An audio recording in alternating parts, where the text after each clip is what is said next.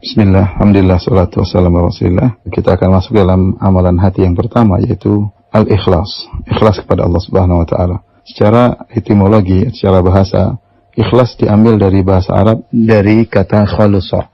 Dan khalusa secara bahasa artinya murni. Dan Allah menggunakan kata khalusa dalam beberapa ayat. Misalnya firman Allah Subhanahu wa ta'ala, ala lillahi dinul khalis. Hanya bagi Allah lah agama yang murni. Dalam surat Az-Zumar ayat 3. Kemudian juga dalam firman Allah Subhanahu wa taala, "Wa inna lakum fil an'ami la'ibrah nusqikum mimma fi butunihi min baini farthin wa damin labanan khalisan sa'ighal lisyaribin." Dalam surat An-Nahl ayat 66. Di sini Allah berfirman, sungguhnya pada binatang ternak itu benar-benar terdapat pelajaran bagi kalian. Kami memberikan minum dari apa yang berada dalam perutnya berupa susu yang murni. Di sini kata Allah, labanan khalisan, susu yang murni, yang mudah untuk diminum oleh para peminumnya, yang Allah mensifati susu tersebut dengan mimbaini farthin wadamin, yang susu tersebut keluar di antara kotoran dan darah, Kita tahu namanya susu murni itu tidak ada tercampur dengan setetes darah pun dan tidak tercampur dengan setitik kotoran pun. Seandainya ada susu yang tercampur dengan setetes darah atau tercampur dengan setitik kotoran, maka tidak murni lagi. Ini gambaran secara sederhana tentang kata khalusa, yaitu murni. Kemudian juga Allah sebutkan contohnya dalam surat Yusuf ayat 80. Allah berfirman, "Falamma stai'asu minhu khalasu najiyya." Yaitu tatkala saudara-saudara Yusuf alaihissalam putus asa dari merayu Yusuf alaihissalam untuk menukarkan adik mereka Binyamin dengan salah seorang dari mereka, kata Allah, khalasu najiyya. Mereka pun menyendiri sambil berunding berbisik-bisik di antara mereka, ya. Khalasu yaitu mereka murni, mereka saja, tidak ada orang lain ikut campur dalam pembicaraan mereka. Dari sini kita tahu namanya khalasu artinya murni.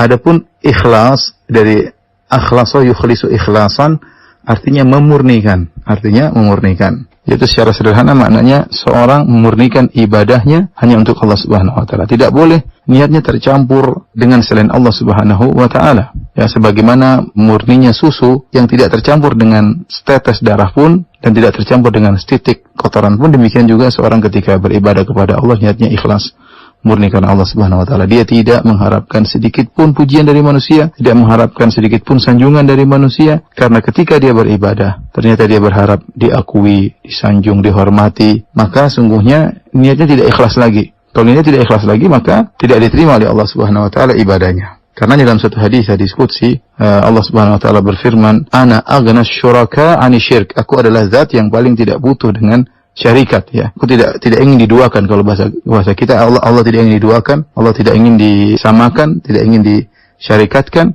Man amila amalan asyraka fihi ma'iyya ghairi taraktuhu wa syirkahu. Barang siapa yang mengamalkan suatu amalan ternyata dia mensekutukan Allah dengan selain Allah, kata Allah, ternyata dia mensekutukan aku dengan selain aku, taraktuhu wa syirkahu, maka aku, kata Allah, aku akan meninggalkan dia dan kesyirikannya. Yaitu Allah tidak butuh dengan syarikat. Hadis riwayat Muslim nomor 2985.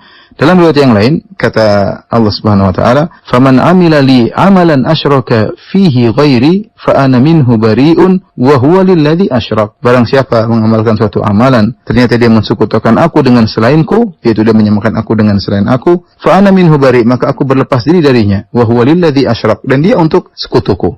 Jadi ini namanya keikhlasan, yaitu seorang beribadah murni hanya untuk Allah Subhanahu wa taala. Karena Allah tidak menerima sekutu. Jadi kalau seorang beribadah 100% hanya untuk Allah Subhanahu wa taala. Seandainya dia beribadah 90% niatnya karena Allah, ternyata 10%-nya untuk disanjung, untuk diakui, untuk dihormati, maka apa kata Allah tadi? Taraktu wa syirkahu. Aku tinggalkan dia dengan sekutu yang dia angkat tersebut. Dalam riwayat yang lain tadi, wa huwa lilladzi asyrak. Dia untuk sekutu yang dia sekutukan, ya.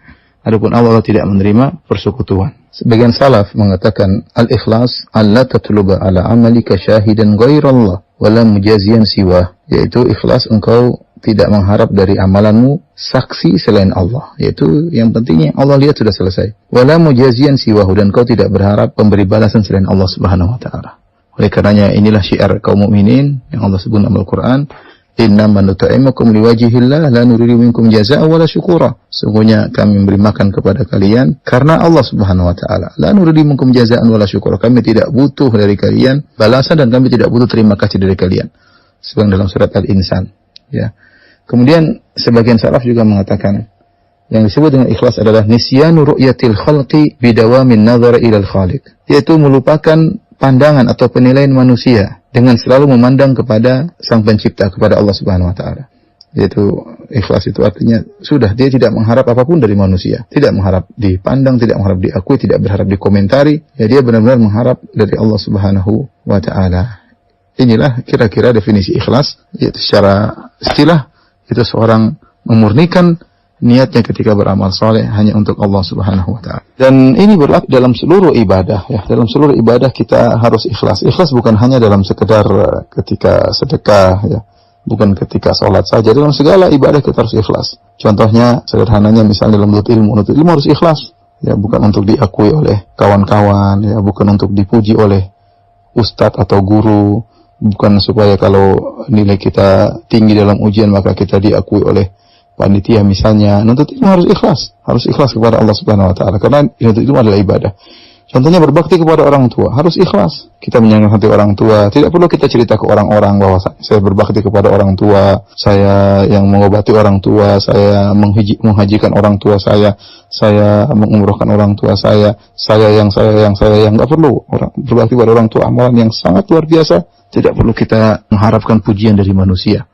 Ya, kemudian juga misalnya masalah dakwah juga perlu keikhlasan. Allah berfirman dalam surat Yusuf 108, "Qul hadhihi sabili ad'u ila Allah ala basiratin ana wa man ittaba'ani wa subhanallahi wa ana minal musyrikin." Katakanlah wahai Muhammad, ini adalah jalanku, ad'u ila Allah, aku menyuruh kepada Allah, ala basirah, di atas ilmu.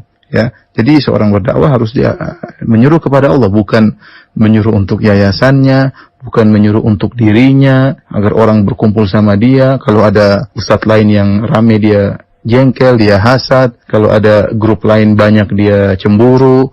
Enggak, dia beribadah untuk Allah Subhanahu wa taala. Bukan untuk grupnya, bukan untuk yayasannya, bukan untuk pondoknya, bukan untuk majelis taklimnya, tidak. Dia berdakwah untuk Allah, ya, ad'u ilallah.